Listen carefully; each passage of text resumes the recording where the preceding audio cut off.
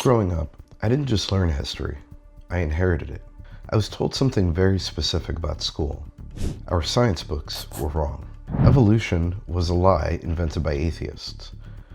Geology was guesswork by men who rejected God. Universities were places where faith went to die. And history began roughly 6,000 years ago. That number didn't come from the Bible. It came from a calculation done in the 1600s by Archbishop James Ussher, who added together the genealogies in Genesis and arrived at the year 4004 BCE as the moment of creation. For many believers, that date became more than an estimate. It became a boundary, because if humans existed before that, then the entire narrative of the fall, sin, and redemption might need reinterpretation. So questioning the timeline wasn't intellectual curiosity, it was existential risk. But eventually I ran into a problem. Not a philosophical one, a physical one. The Earth itself. Before radiometric dating existed, scientists estimated Earth's age using erosion rates and ocean salinity, already suggesting millions of years. Then nuclear physics changed everything. Atoms naturally decay at predictable rates. Uranium turns into lead over known half-lives. Potassium becomes argon. These clocks are measurable inside volcanic rock. Multiple independent isotopic systems all converge on the same answer. Earth is about 4.5 billion years old. Not because one scientist said so, but because different elements measured in different labs all agree. And here's the key teaching moment. Radiometric dating doesn't assume evolution. It measures physics. So if the Earth is billions of years old, we have to ask ourselves, what were humans doing during the hundreds of thousands of years we now know they existed? Genetic studies show modern humans emerged around 300,000 years ago, yet recorded civilization appears only about 5,000 years ago. That gap, nearly 295,000 years, is the real mystery.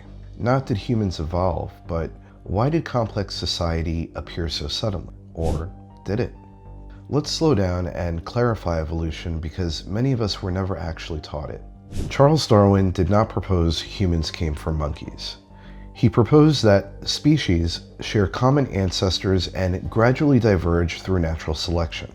Today we can test that through genetics.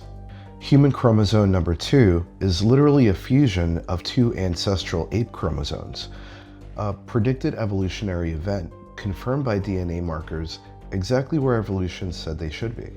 That's not interpretation, that's observation. But here's the important nuance. Evolution explains biological development. It does not explain purpose, meaning, morality, or consciousness. Science answers how.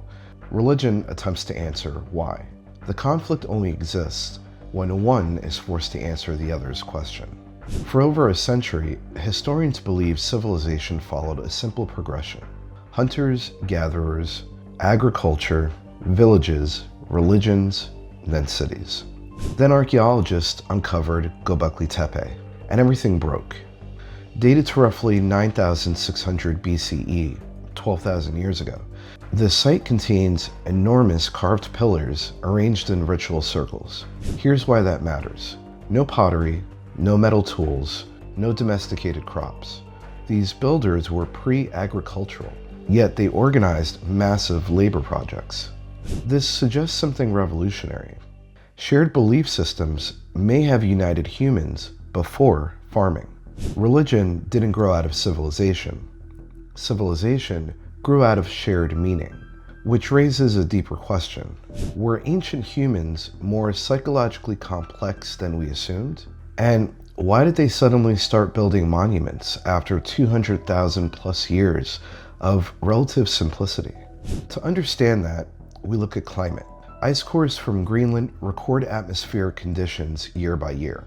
Around 10,800 BCE, Earth experienced a sudden cooling event known as the Younger Dryas. Temperatures plummeted rapidly. Ecosystems collapsed. Large mammals went extinct.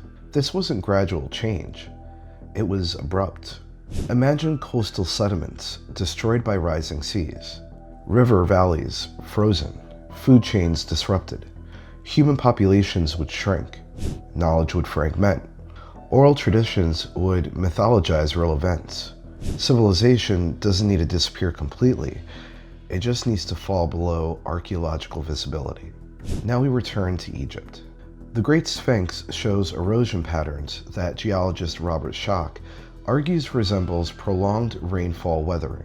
Egypt today is super arid, but during the African human period around nearly 10,000 BCE, the Sahara was green with rivers and lakes. Mainstream Egyptology still dates the Sphinx to around 2500 BCE. Schoch proposes parts may be older. Here's the responsible takeaway. This does not prove a lost advanced civilization, but it does show dating ancient structures is more complex than textbooks once implied. History isn't a fixed narrative, it's an ongoing investigation. Ancient cultures often describe time differently than modern Western thought. Instead of a straight line, they saw cycles. The Maya tracked vast repeating ages. Hindu cosmology describes repeating yugas. Greek philosophers wrote about recurring worlds. Modern astronomy confirms Earth's axis slowly wobbles, a 26,000-year cycle affecting climate patterns over long timescales. Writers like Greg Braden connect these ideas symbolically, though interpretations vary widely. But regardless of interpretation, the teaching point remains. Ancient people were not primitive. They observed patterns in nature deeply enough to encode them into myth. Myth was memory technology. So where does this leave the biblical timeline? Possibly misunderstood. The Hebrew word yon translates into day in Genesis. It could also mean an undefined era. Early theologians debated literal versus symbolic readings long before modern science existed. Maybe Genesis was never meant to compete with geology. Maybe it describes meaning, not mechanism. Because here's the deeper issue. Faith built on rejecting evidence becomes fragile. Faith that integrates truth becomes resilient. We were afraid that questioning history would destroy belief, but maybe it matures it. Maybe humanity is older than we thought. Maybe civilization rose more than once. Maybe ancient people were observers of nature, not ignorant of it. And maybe the real danger was never knowledge, it was certainty. Because certainty ends curiosity, and curiosity is where growth begins. So this episode isn't telling you what to believe, it's giving you permission to investigate. Read geology, study archaeology, explore theology deeply, not to lose faith, but to own it, because truth does not fear examination. And if our past is larger than we imagined, then maybe our future is too.